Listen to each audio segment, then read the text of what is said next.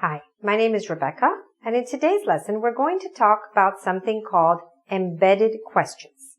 Okay? Now, many English learners have a difficult time when they're framing questions because you have to change the word order. But embedded questions actually require you to change the order back again. So they can be even more confusing unless you understand the principle. So please make sure you pay attention to this one. A lot of English students don't recognize that they're making a mistake because they've taken so much trouble to learn the regular way of asking questions that they don't realize that when you have an embedded question, you need to change that order all over again. Okay? So what is an embedded question? An embedded question is not a question that you ask somebody in bed. An embedded question is a question that is found inside another question or inside a sentence or statement. All right? So that's enough theory for now. Let's look at the actual reality. Okay, so let's take this regular question. Where is the bank? Right? You see I've written the verb is in red. And that's the regular way you'd ask the question. You'd take the sentence, the bank is somewhere, and say, where is the bank? However, when you add something like this before that, then the order at the end is going to change. Let me show you what I mean. Where is the bank? Or, can you tell me where the bank is? That's the correct way to ask this question. We do not say, can you tell me where was or where is the bank?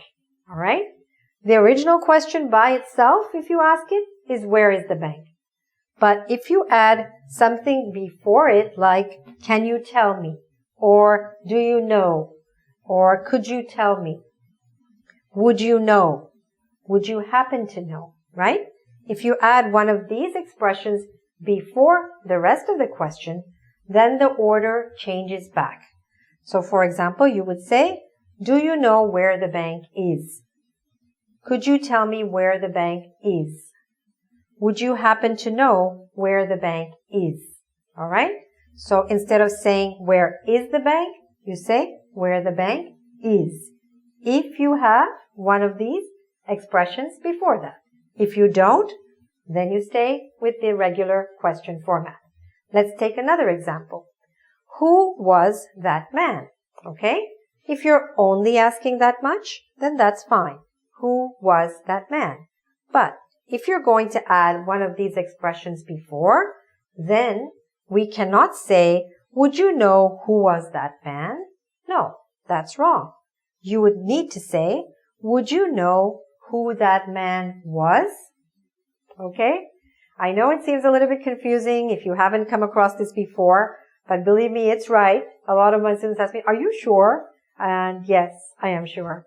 So let's look at it again. Now, one point, this happens not only when we add question tags like this, okay, but also in sentences. When an embedded question can be in a sentence.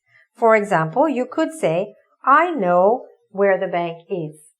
Or, I don't know where the bank is. We do not say, I don't know where is the bank. We say, I don't know where the bank is. Or, I don't remember who that man was. Okay? Or, would you know who that man was? You see what's happening? The order is changing. Alright? Now, let's take a couple of examples so that you can practice. Okay?